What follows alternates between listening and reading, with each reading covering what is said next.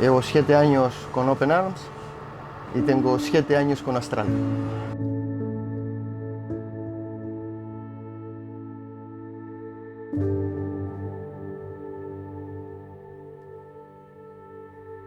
El embarco hacía labores de rescate en la guerra de Israel, sacaba gente, lo sacaba de Israel hacia Chipre.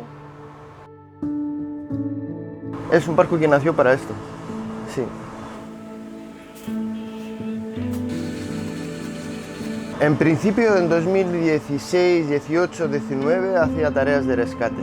Poníamos gente a bordo, hacíamos traslados.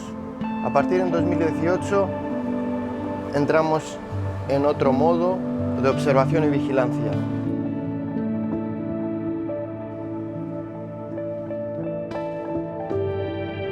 Es un barco que conozco muy bien.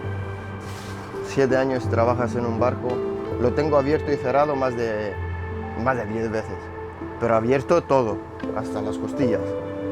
Imagínate que cuando nosotros lo cogimos estaba un barco con muchos problemas, tuberías, lavabos, motores. Es un barco de 1970.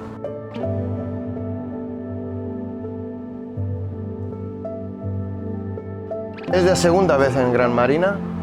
Este año estaba un poco específico de trabajo, grifos de fondo, también pintura, sala de máquina, abrir y cerrar tanques.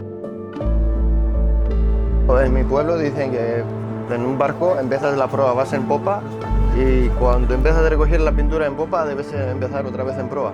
Es así. Casi de 95% de las personas que vienen aquí a ayudar es voluntario.